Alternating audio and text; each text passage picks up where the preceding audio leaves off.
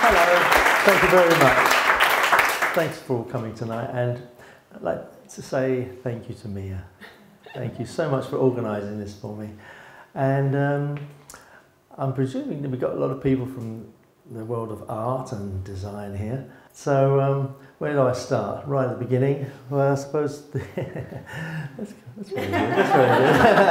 Synchronisation. Oh yes, that's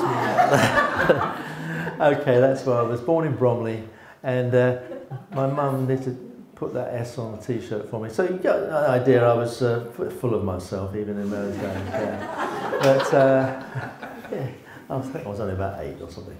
Yeah, my grandmother was very helpful because she'd give me lots of bits of paper. She knew I liked drawing, and drawing was the thing which I just loved to do. I remember once seeing my sister, older sister, she was drawing a face from a magazine, and I thought, oh, I'd like to do that.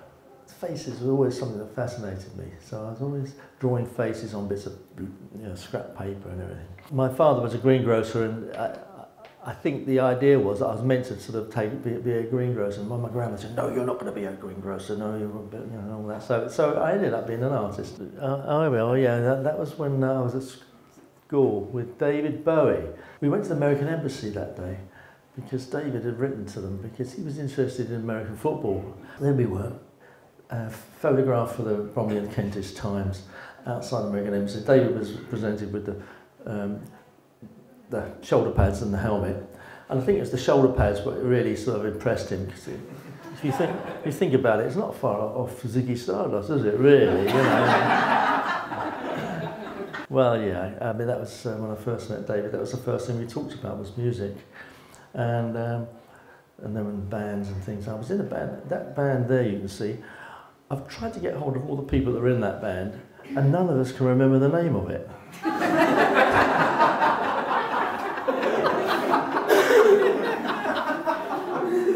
That is a recently found photograph, I believe, which was auctioned recently, of me singing with the Conrads, and David had just bought a saxophone. That's how he got into the band, because his dad bought him a saxophone, because that's the only way I could get him into the band, because I thought that would be, you know, not many people were playing saxophone in those days at his age, and it was, so we got him into the band, and then he took over being the singer, and I left.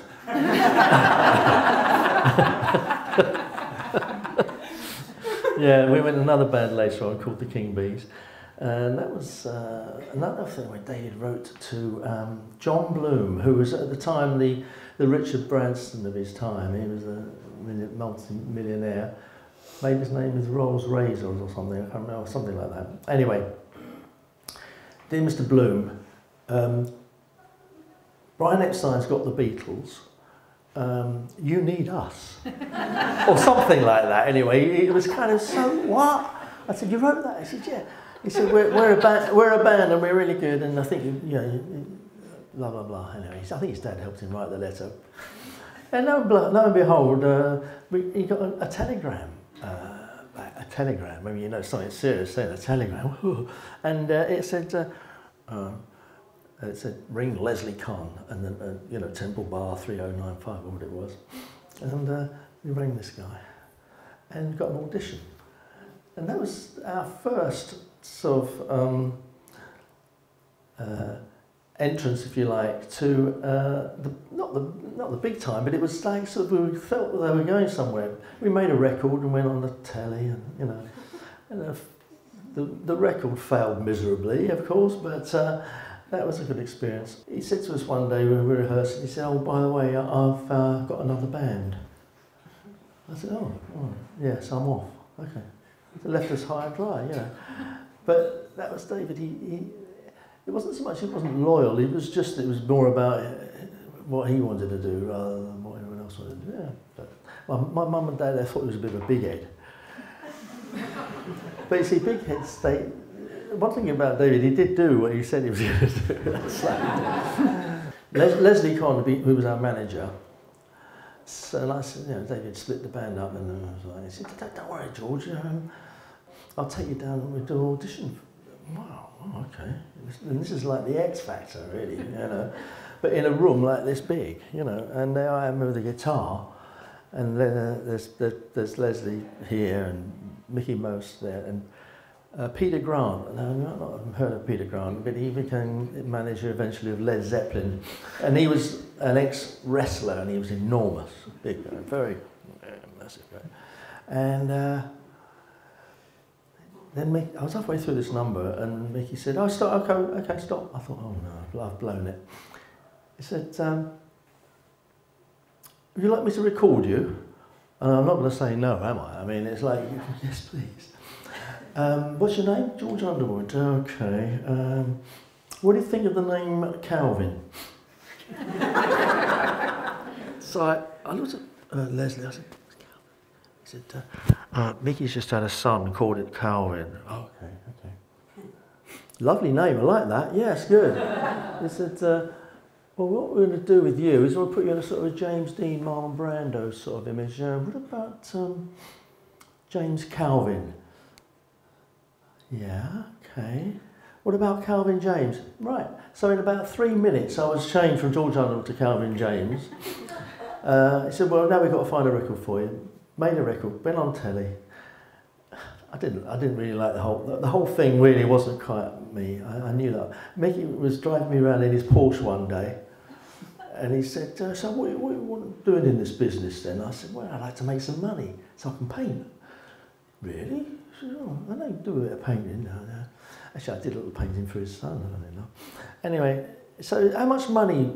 This is like 64 or something, 1964. "How much money would you like then?" I said, £100 a week would be nice." He went, £100 a week? He said, "Eric Burdon doesn't make that." And Eric Burdon had a record called House of the Rising Sun in the charts at that time and was selling 80,000 copies a day. And I thought, well, if he's not making £100 a week, something's definitely wrong here. And it was, and it always was. You know, in those days it was all a bit strange. The music business wasn't for me, and I got out of it. My art teacher was Owen Frampton, his name. You might have heard of his son Peter, who became a very successful guitarist, of course. But he was in the first year when we were in the fifth year, and you know, you look down on the first years, don't you, when you're in the fifth year. But his dad asked me if I could give him guitar lessons, because we always played guitar in school. Whenever it was raining, there was always a guitar knocking around, and we would start doing Buddy Holly stuff and things, you know, in the break time. Anyway, and Peter, you know, was looking through this, anyway, I said, "Yeah, I'll give him some guitar lessons." I taught him 4 chords actually, from Peggy Sue. And about a week later, he was playing it 10 times better than I'd ever played it. So he went on.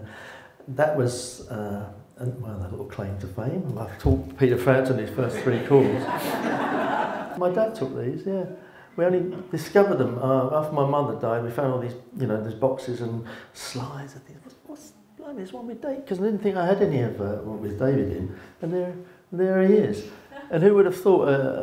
Only about a year later, he was. We were in the States with him, and he was doing Ziggy. You know, amazing transformation. And my first album sleeve was for Mark Bolan, and it was David who rang me and said, "I've got a friend who's making a record. Why don't you come meet him?" So I went round to Tony Visconti's flat in London, and we all sat down together, and Mark sat cross-legged looking at June, you know, very strange for about 10 minutes. It seemed like 10 minutes, not saying a word. I thought, hey, this is a bit cosmic, you know, what's going on here? And I don't think there was any drugs around either. I think everyone was just sitting there. And then asked me, okay, I'd like you to do my cover for me. Yeah, because I've seen a few of your things. And I said, well, what sort of things do you like? He said, well, I like William Blake. Oh yeah, all right, okay. And then Tolkien, you know, and the Hobbits. So I got a rough idea that he was onto a sort of another cosmic level there, you know. So I at home had this book called The Doré Gallery. It was Gustave Doré. Gustave Doré. I'm a big fan of Gustave Doré. I think he was a bit good. And I missed a show that was in Paris a few years ago of his. Anyway, one day I'll get to see. And I've got this big thick book that someone gave me, and all the engravings, you know, Milton's Paradise Lost and Dante's Inferno, and angels coming out.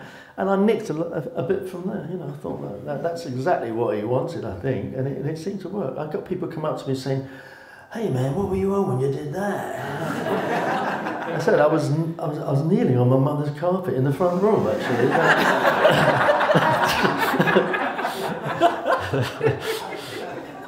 This drawing is what David gave me. He was art directing me for the back cover of the Space Oddity album, it's called now. And I'll go through the... This is David here on the right-hand side. And all these things are all to do with the lyrics of the songs, you know. And I had like 10 days to do it. We all know what that's like, working on a tight deadline and everything. But I said to David, actually, I can't do everything on there, because you see those circles that go into the distance? That was meant to be on the front. If you, there's a Vasarely optical art painting, and he wanted me to copy that, but in 3 dimensions, and then have people's heads and number. I said, hold on, I'll do the other stuff. So this is the Vasarely actually printed. It goes onto the front, and it was bled into to make it sort of uniform sort of feel to it all. Do you want to know about all this stuff? Yeah. Okay. Right, top left is Hermione, a girlfriend of his at the time, who he wrote a song called Letter to Hermione. Then you've got, people say, what's the fish all about? There's no lyrics about dead fish in the sea, is there? Don't ask me. I don't know. I haven't got a clue. I think it might have been something to do with the world pollution and pollution of the earth or something like that. I never quite figured it out, but I quite liked it as an image. Wild-Eyed Boy from Free Cloud. Then you've got Space Oddity, the 2 spacemen holding up the rose.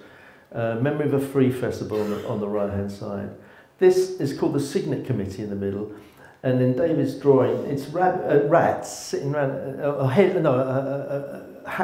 rat at the head of the table, and then all these hippies with bowler hats on. You can see where he's going. It's like sort of, we're meant to be the alternative society, but we're all behaving exactly the same. You know, a bit like that film The Rebel, if you've seen it with Tony Hancock, where, hey mate, did you eat?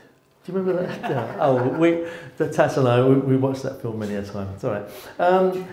The cannon actually was a joint, you know, like a marijuana, pointing towards you, almost like that. You know, when you're in a crowd of guys all smoking, hey man, and if you go, no, oh, you're not cool. You know what I mean? It's like sort of you're forced to have it. You know. Anyway. There's that one on the Piro and the old lady keeps popping up because if you noticed, it comes making ashes to ashes, and it's actually based on the story. That particular one is God Knows I'm Good, and it's about an old lady who gets done for shoplifting. Anyway. I know, I thought that at the time, I couldn't work it out either. So, oh look, there's me painting it down there. And then Starman came up way before he was due, but there he is.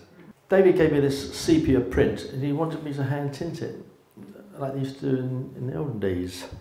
I had a studio at the time called Main Artery, and I gave it to Terry, a friend who was working there with me, to see what happens.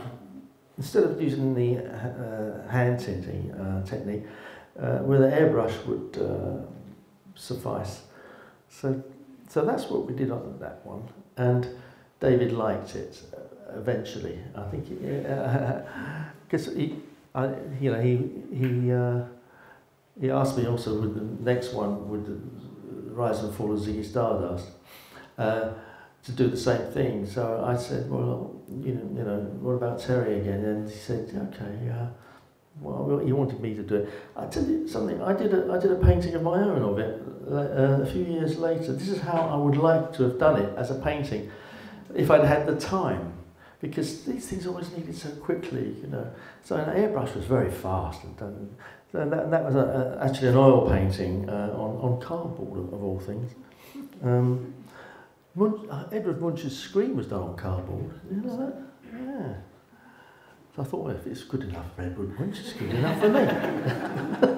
Oh yeah, that was 1972 on the Ziggy's tour that David invited my wife and I on. We had 5 days on the QE2, first class. You don't turn that down, do you? And wow, that was funny on that boat because it was so strange. It was the most. Apparently, the engines and the amount of power can keep Salt Lake City alive. You know, and the amount of. If you ask for the most unusual wine, which we didn't, but I mean, if you wanted it, it was there. You know, everything was at your fingertips. And we travelled all around the States with David, and I must admit, I don't think that we ate as fine as we ever did on that boat. It was just amazing. And David came down to dinner one day, and I think I had a boring, like, black velvet suit or something. I was trying to, that was my dress up bit, you know. David put on a Ziggy one of his stage outfits on, white one with wings out here, you know. And it's walking down. And everyone's going, you know, like, so I tell you, Alan Bates was on there, and he was walking around with bare feet, and that was, you know, it was okay. But David really did cause a stir. And the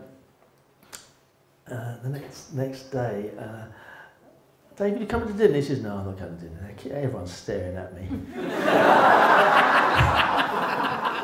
I said, oh really? Okay, yeah. I wonder why that is then. Yeah. So he stayed in bed most of the time. But he put on a lovely little show for my wife and I and everything, and he was just lovely. He was a great, nice person, really good bloke. And that's us on the tour, you know, taken on the train, that earlier one. Oh yes, this is actually done in a hotel room in Los Angeles in 1972. So we're getting towards the end of the tour. They were going to bring out a live version of the tour. I did quite a bit of work with David even in 1972 on that tour. Asked him how he wanted a promotional thing, and someone came up with the idea of skin transfers. Well, we all know what they were like, and then a few days later they wear off, of course. So I came up with this, because David wanted this cartoon character, not necessarily him, but a generic version of him, so that it could be almost separate from him, you know. There was ideas of animated cartoon once upon a time as well.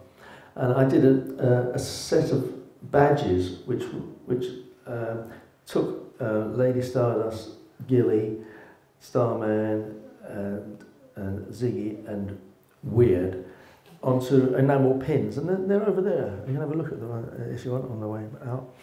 But these were the skin transfers. Okay, that's all quite rare now. If you got a copy of one of those. Yeah. Oh, there's the pins. Yeah, yeah.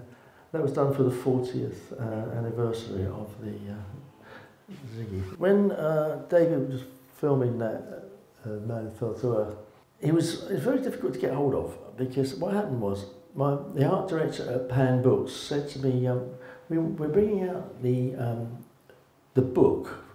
We'd like to use David's image on the front, but we can't do it until we get permission, because it's like the film wasn't even out. And I said, well, I'll see if I can get hold of him and talk to him and ask him if, you know. He said, I know. He said, I know you're a friend of his. I said, yeah, okay. I couldn't get hold of him. And I got a phone number that someone gave, one of the people gave me, and I left a message on it. And I said, David, hello, it's George here. Can you get back to me? I've got a little thing I want to talk to you about. It's simple, really. Just want your permission for something. I said, I'm happy, hope you're happy too.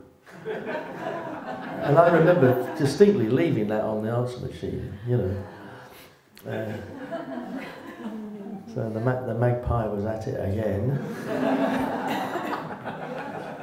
Yeah, that was my first oil painting, sorry, yeah, as a commission, yeah, because I was always worried that it wasn't going to be dry in time and all those things. So I was using acrylics and things that dry quickly, basically, watercolours and, as I say, the pencil technique. But then I'd been messing around with oils for a few years anyway, doing stuff for myself. But I wasn't confident enough to do a commission, and well, I was, but it was just I don't know. That was the one anyway that I decided to. I took a slide. I went to Wardour Street, looked through all the slides of the film, found this lovely image. Oh, that's the one. Changed the background a bit, and then they used it. No, they didn't use my image, but they used the same image on low cover. But it wasn't me. That was a photograph, and then they put a red background on. People think, "Oh, did you do low cover?" No, I didn't do that. No. One of the saving graces was getting a good book to read and then being told, think up an idea for the cover. That I liked, I enjoyed. Okay, there's a lot of rubbish books as well. Steve Abbis came to me, he said, George, see what you can do with these, can you? It was there was two books called Necroscope 1 and Necroscope 2. They'd been out a couple of years, hadn't sold very well. And I put these covers on and they started selling like hotcakes. And I suddenly got a reputation, once again, of doing these horror covers. But I think I went to a different category of horror. It was a little tag they put on it, like class horror, if there's such a thing. Anyway, it sold books and they were happy. Oh, Julian Barnes, yeah, did a 3 for him, yeah. You often wonder if the phone doesn't ring for a week, you're not ever going to work again. I mean, it was always like that for me. I was always painting for myself. Well, I had a painting on the go all the time. That was something that I wanted to do, as almost therapeutic, I guess, because all this is interesting stuff to try and work out how to make it work. It's just about time running out. As you're getting older, it's about retirement and leaving the city, the town, you know. So I was trying to encapsulate all these things in one. But what you're doing is solving someone else's problems, and I was always keen to solve my own problems, right, eventually. Oh, Topsy-Turvy, yeah, that was good. Yeah, Mike Lee said he'd never had a film poster that he liked of his own, and so he got me to do it. I don't know what. No, what happened was I went to Pathé, the art director there, and he said at the time he was looking through a book of, you know, there's a Victorian play with where you've got upside down heads and things. But I must admit, I was very pleased with the way that eventually it works out, because halfway through sometimes you think, God, am I knocking my, is this going to work? But yeah, it did eventually, that one. I was pleased with that. And he bought the artwork off me, so that was nice. Oh yeah, pastiches. I did a few pastiches of, there's a Manet, the famous Manet one. But they added all the extra, all the, didn't they put, or did I put them? I can't remember. Yeah, they see this is a photograph that they put on top of my painting. They asked me, the cheeky bastards, they said, where did you copy that from? I said, no, I didn't copy it, I made it up. They didn't believe me. They thought that they were going to have to pay someone some money because I nicked an Italian Renaissance pose. But so no, I used to get little bits from one and another and put them all, join them all together.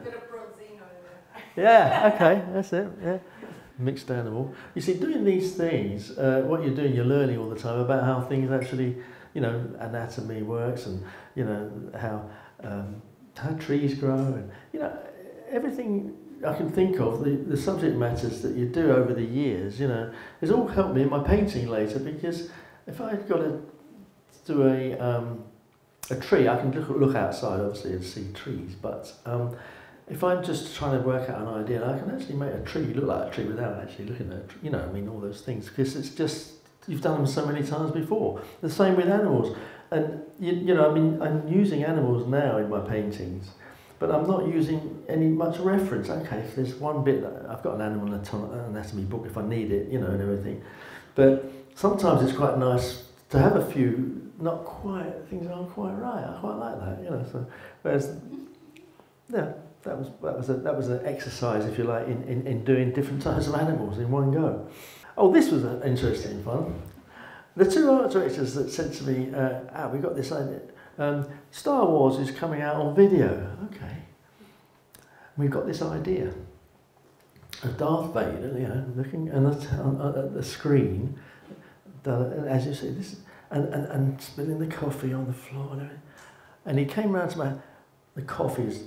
I don't know how many times I had to change that coffee because he said he didn't like the way the coffee looked. Okay. Nothing. I said, have you this idea?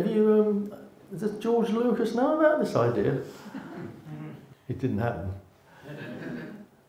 I think George Lucas said something like, I might have got this wrong, but it's something like, I don't mind Darth Vader selling my toothpaste, but I don't want him using it, or something like that. Does that make sense? It was something, I knew from the start that this wasn't right, because all the Star Wars ads and very serious, and they were quite sort of, you didn't get jokes in Star Wars like that.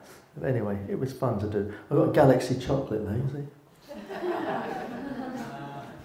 I decided to have a one-man show. I rented a space and decided I was going to just paint all my favourite people, all the people I liked, you know. I had Muhammad Ali and lots of, most of them are music orientated. That's Mick Ronson, for instance, and there was a few others.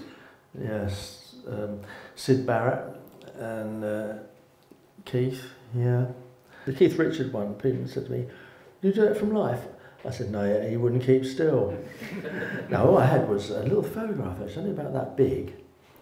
And it wasn't a particularly good photograph, which is actually, but it had the lightness and everything, and I could see it didn't have the detail of the guitar, but I happened to have a Fender Stratocaster at home, so I knew what they looked like, a Telecaster rather, and so I coloured it myself. It was a black and white photograph, and so it's all my own colours. So I'm trying to paint from the photograph rather than copy it. That's the idea, and.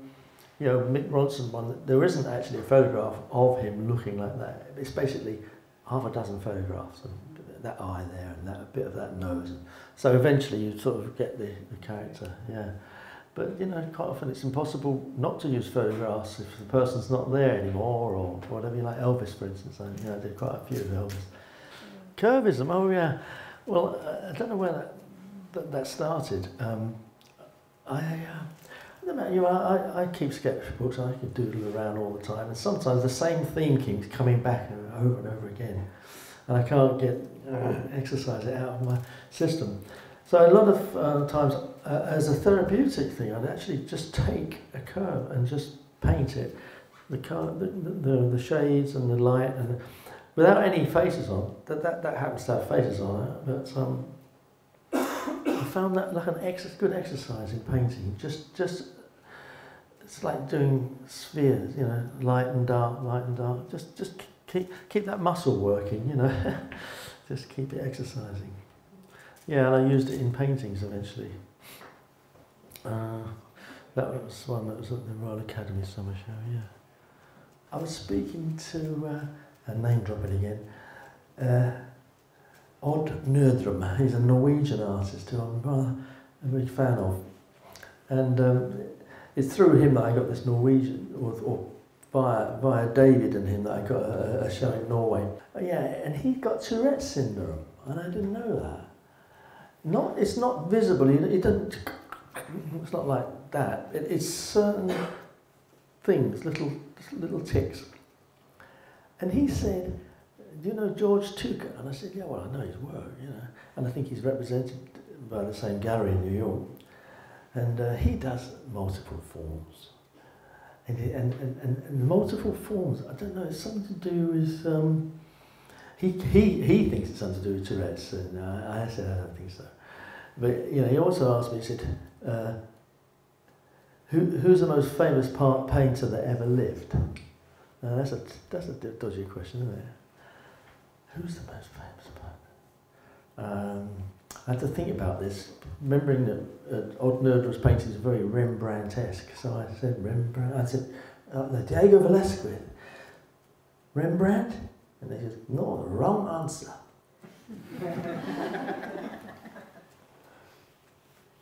The most famous painter who ever lived was Apelles, a Greek painter who lived like 400 BC.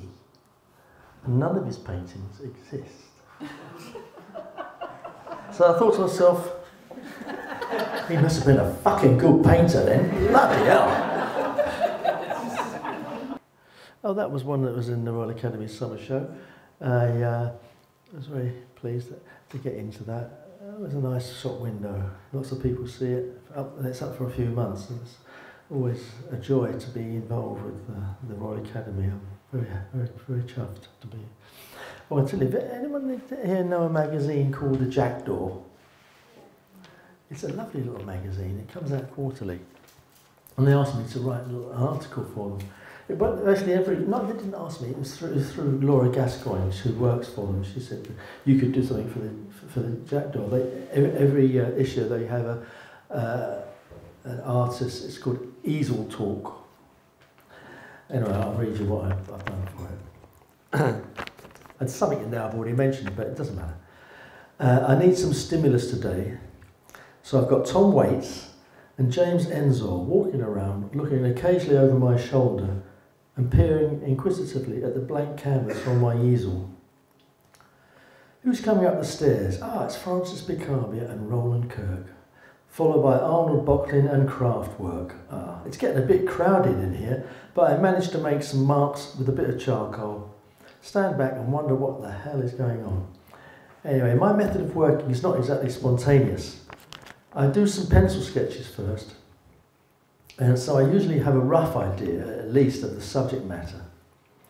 I do listen to music while I work, but equally, the sound of silence I like.